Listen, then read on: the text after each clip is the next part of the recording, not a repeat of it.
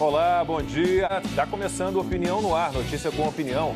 Hoje, 26 de março, também vamos falar sobre tratamento precoce com o virologista Paulo Zanotto. Doutor Paulo, não sei se o senhor pode se aprofundar nisso, mas eu tenho conversado não só com o senhor, mas com muitos cientistas e médicos e profissionais envolvidos com isso tudo e tenho visto muitos deles assustados e recebendo ameaças. Eu nunca vi uma guerra contra um tratamento como tenho visto agora, né?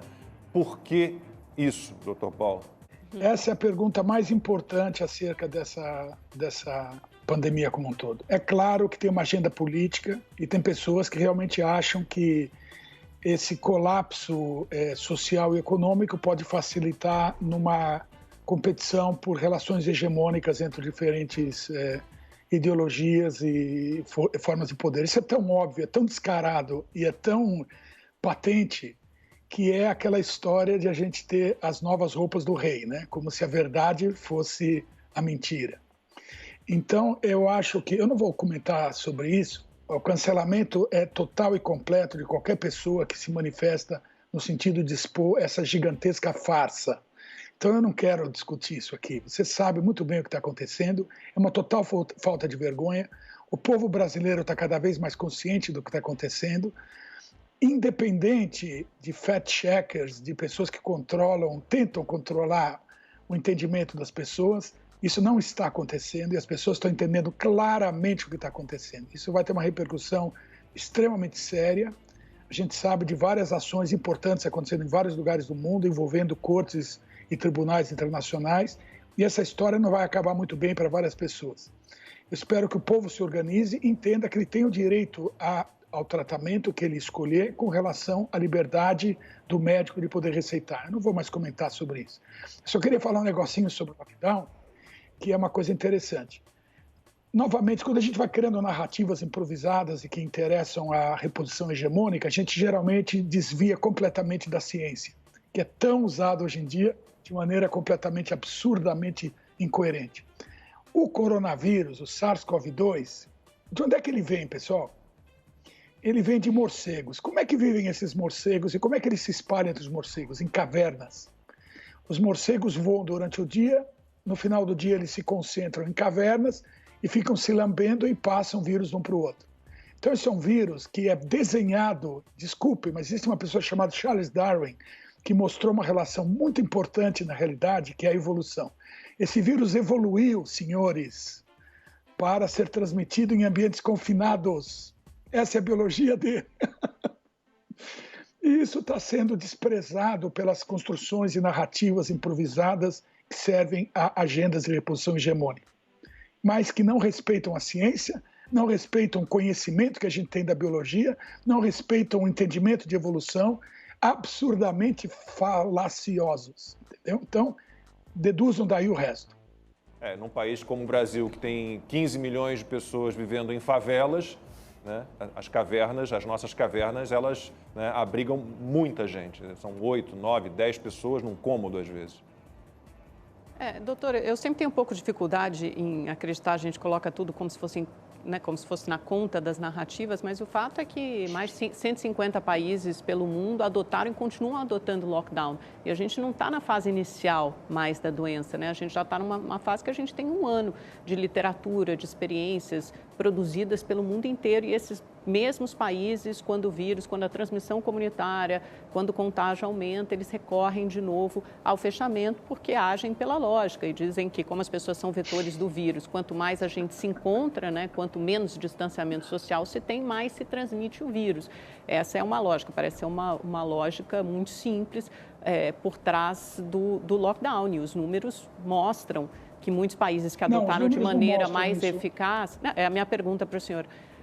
Países que adotaram de forma mais eficaz, como o Reino Unido ou como Portugal, de fato tiveram uma queda relevante nos casos e têm conseguido agora manter em níveis mais baixos. É óbvio que muitas vezes quando esses países reabrem, a contaminação aumenta de novo, que é uma prova de que quando as pessoas se encontram, a contaminação aumenta. Então, o que eu quero saber é isso, é só o mundo inteiro está errado e o Brasil está certo? É difícil, né, chegar a um denominador comum, aparentemente. primeiro, deixa eu tentar explicar uma coisa. Os dados que você sempre fala, agora que você falou nesse momento, não são esses. Os dados mostram que a probabilidade de você se infectar num ambiente confinado é muito maior do que você estar num ambiente aberto, com troca de ar, e onde você mantém um distanciamento social. Lockdown não tem nada a ver com distanciamento social. Lockdown é um sistema de shutdown, tá? É um sistema de shutdown onde você encerra todas as atividades de maneira horizontal, sem nenhum tipo de critério, onde você verticaliza o distanciamento social em termos de prioridade. Então é um conceito equivocado, primário, estulto, extremamente primitivo. Agora, na verdade, isso era feito, de alguma certa forma, durante as pestes no século XIV, assim por diante. A gente está no século XXI e a gente sabe muito bem que não existe evidência mostrando o que você está falando.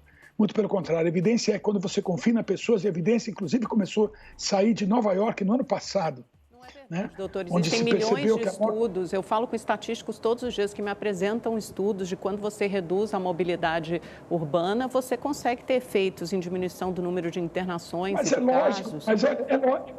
Veja, se eu der um tiro no paciente, eu reduzo a doença. Qual é a lógica em você fazer um shutdown e eliminar toda a economia e atividade social, deixar as pessoas agora começarem a se suicidar ou destruir a economia de um país porque você acha que você está sendo lógico? Existe uma coisa, Amanda, que chama custo-benefício e risk assessment, entendeu? A gente já sabe hoje em dia que as pessoas confinadas transmitem o vírus melhor. Então, na verdade, o lockdown gerando confinamento não tem nada a ver com distanciamento social. São conceitos completamente diferentes e não adianta tentar esconder um dentro do outro. Eles não cabem. Eles são conceitualmente duas soluções que têm predicados substantivos completamente diferentes. Então, a estratégia de distanciamento social verticalizado e inteligente, sim, isso reduz a transmissão do vírus. Simplesmente jogar todo mundo para dentro de casa e fechar todas as lojas e fazer tudo, isso não ajuda, isso facilita a transmissão viral. Isso já está bem estabelecido. As pessoas estão confundindo as duas coisas. As pessoas veem redução de contato social como redutor de transmissão. Portanto, isso eles acham que justifica o shutdown, quando na verdade o shutdown não tem nada a ver com isso, é outra coisa. Karina, quero voltar contigo. Então, eu queria a sua avaliação e que você contasse, na verdade, para a gente qual é o cenário aí na Itália e na Europa em relação a tratamento precoce. Se ele é tão demonizado como ele tem sido feito aqui no Brasil. Por exemplo, tem determinados jornais que encontraram 3 casos de pessoas que tomaram determinado medicamento, não sei se eu posso falar aqui, ivermectina, por exemplo, 3 casos. E aí aumentou a fila de transplante de fígado, olha só. Olha, Silvio, esse tema é um tema muito tabu, não só no Brasil, mas ele também existe no resto do mundo, para você ver como a situação ela realmente é hegemônica, a linguagem, a narrativa hegemônica é perfeita nessa pandemia. Aí, com os médicos que podemos chamar de médicos, que defendem Hipócrates e que estão aí morrendo na fogueira dessa inquisição médica que está acontecendo nesse momento, muitos deles estão vestindo a camisa e vindo a público para tentar salvar o maior número de pessoas possível. Porque muita gente está morrendo por falta de tratamento inicial. Muita gente diz, não tem o tratamento para esse vírus. O tratamento, ele existe e ele é para cada paciente. Não é que tem uma fórmula mágica que você toma e que está tudo certo. O que está faltando aqui, que eu estou observando, tá? Como observadora, como jornalista, de casos que eu estou vendo, escutando muitos médicos e pacientes, inclusive. Inclusive, eu faço parte de um grupo no Facebook que tem 300 mil pessoas, 300 mil italianos e médicos, farmacêuticos, enfermeiros. É um grupo lindo que você entra e ali você tem um respaldo, né? As pessoas se sentem menos desamparadas, porque no sistema de saúde público a regra é aquela, o protocolo é o mesmo para todo mundo. Toma o paracetamol, toma a dipirona e vai para casa. tá? Quando agravar os sintomas, você volta para cá, para o hospital. Tem uma coisa importante que é o seguinte: tem dois aspectos do tratamento precoce que estão sendo deixados de lado. O primeiro é que, independente desse argumento de que 80% ou 90% das pessoas não acontece nada, o que acontece é que, na medida que agrava e você vai passando de fase 1 para fase 2, A, 2B e 3, a sua probabilidade de sobreviver na hora que você é entubado é reduzida drasticamente. Então, o que acontece é o seguinte: é lógico que você tem que pensar nas pessoas que vão morrer, mas parece que não é uma grande preocupação. Segunda coisa é o seguinte, com relação ao tratamento precoce, eu só queria deixar um recado aqui para os indivíduos que está todo mundo agora, vacina virou... É lógico, eu trabalhei no desenvolvimento de vacina, inclusive com o pessoal do Ambaruca em Harvard, para vacina para Zika. Eu sou uma pessoa pró-vacina, vacinei todos os meus filhos e tomo vacinas. Mas o que essas pessoas não estão entendendo é que o tratamento precoce, a profilaxia, é o que vai salvar as vacinas. Eles estão totalmente... De novo, as pessoas não conhecem Darwin e não conhecem genética. Então, é uma discussão sendo conduzida por completos estultos o tempo todo.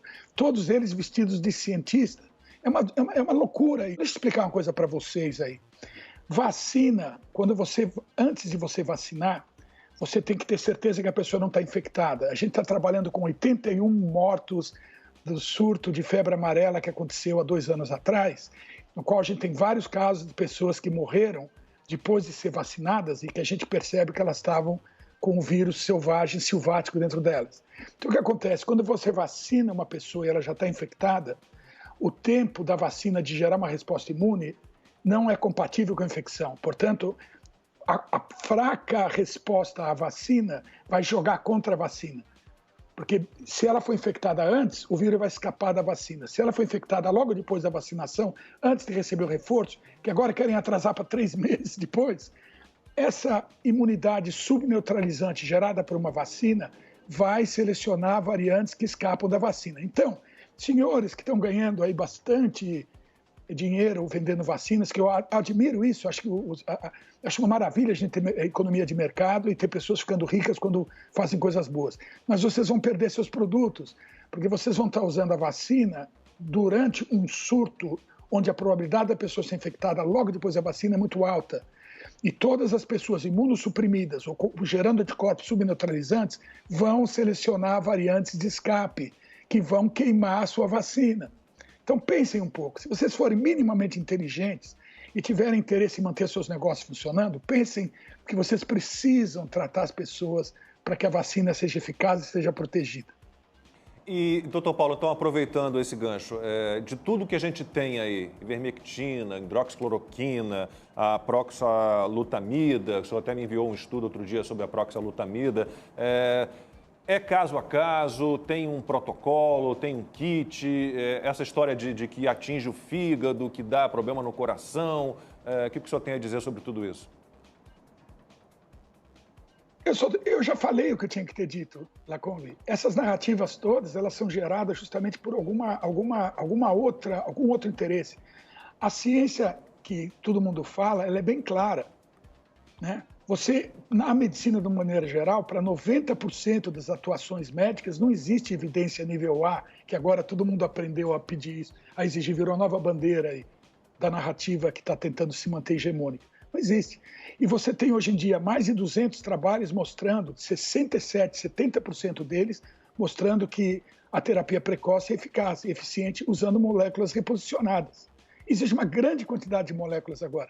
Não dá mais para sair correndo contra a proxalutamida, contra a bromexeína, contra o favipiravir, contra a hidroxicloroquina, contra a cloroquina, contra a ivermectina.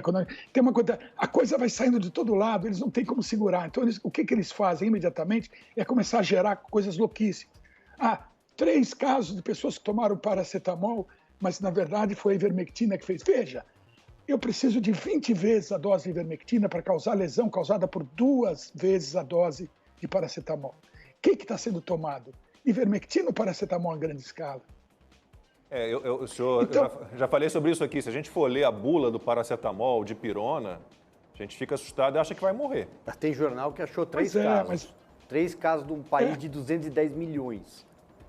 Não, é um absurdo. Quer dizer, as pessoas perderam completamente a vergonha na cara e estão vindo com narrativas completamente descompensadas. Estava vendo um indivíduo aí que agora está ficando famoso, fazendo o tempo inteiro declarações contra o tratamento precoce, que fez um vídeo extremamente afetivo, dizendo que as pessoas que estão defendendo a ivermectina estão ganhando dinheiro, tem interesse econômico. Como é que um idiota é capaz de dizer que alguém tem interesse em algo que não tem patente envolvida? Quer dizer, sou um cretino falar uma coisa dessa. Desculpa ser tão franco. Agora, tem uma coisa que é muito importante, que é o seguinte. Lembrem que a eficácia das vacinas vacina profilática, durante uma pandemia do nível que a gente está tendo, ela vai ser tostada, vai ser derretida, se você não tiver uma blindagem das pessoas pré e pós-vacinação, até ela montar uma resposta anticorpíca razoável para a vacina. Vocês querem preservar as vacinas? Se quiserem, considerem tratamento. Se quiserem queimar as vacinas, continuem nessa mesma coisa de dar dipirona para a pessoa e mandar ela vacinada para casa. Porque ela vai ser infectada antes de ter uma resposta neutralizante para a vacina. Se já não chegou no posto de vacinação infectada.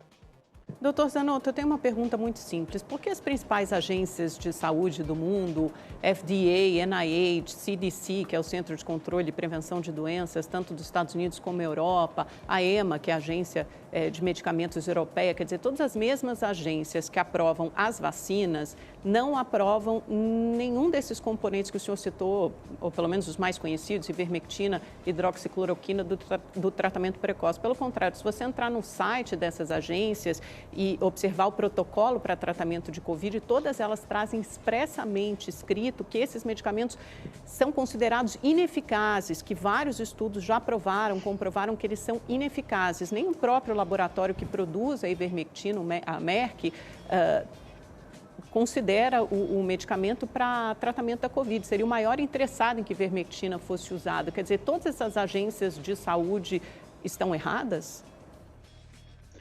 Olha, você já viu loja de móveis, como é que funciona, Amanda? Você nunca foi numa boa loja de móveis? De móveis? Móveis, né? Mobiliário. Sim. Móveis, mobiliário. Já foi? Então, você já percebeu que, de repente, os caras têm um negócio chamado outlet, onde eles vendem ponta de estoque? Baratinho. E, às vezes, até jogam fora da loja para colocar o que é novo. O senhor acha que é por interesse econômico, é isso? E você acha que é o quê, Amanda?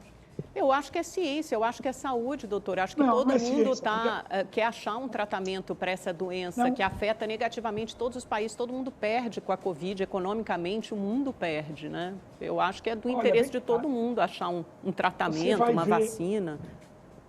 Você vai ver a mudança, desses posicionamentos correndo de forma muito rápida, no momento que eles começarem a entender o impacto da imunidade subneutralizante na geração de variantes virais, que está totalmente fora do controle. Então, veja, esse é o grande ponto. Eles vão ter que rever. A própria OMS está agora para dar uma posição, inclusive sobre a ivermectina. Existem depoimentos dados no Senado americano por muitos médicos americanos, e você deve ter acompanhado isso, lá que você acompanha as coisas, né? Esse grupo sim é ligado a interesses econômicos, doutor. Mas se esses remédios produzem resultado, por que a gente está no pior momento da pandemia? Eles são amplamente usados no Brasil. Amanda, por favor, não fala isso. Respeita a sua inteligência. Veja, como é que alguém pode ter interesse econômico por algo que não tem valor econômico? Me explica isso, Amanda. Esse estudo do Senado americano, eu acho que talvez o senhor esteja citando esse estudo também, do Dr. Corey, né? Foram 400 médicos americanos que tomaram ivermectina, médicos estão ali atuando no atendimento a pacientes com Covid, 400 não tomaram. Dos que tomaram ivermectina, dos 400, nenhum deles teve Covid. Dos 400 que não tomaram, 238 tiveram. Esse estudo está aí, ele foi apresentado no Senado americano. Depois disso, ninguém autorizou nem aprovou o uso. Amanda, por favor, esse é um dos estudos, foram outros estudos idênticos a esse na Argentina, no Oriente Médio, em vários lugares. A gente sabe isso, pessoal. Quer dizer, vamos parar com essa bobagem, todo mundo está sabendo o que está acontecendo. Tá? Vamos tirar a máscara e vamos começar a olhar a realidade. A gente vai precisar de drogas que podem ser reposicionadas ou geradas agora para preservar as vacinas. Tentam entender isso. Silvio.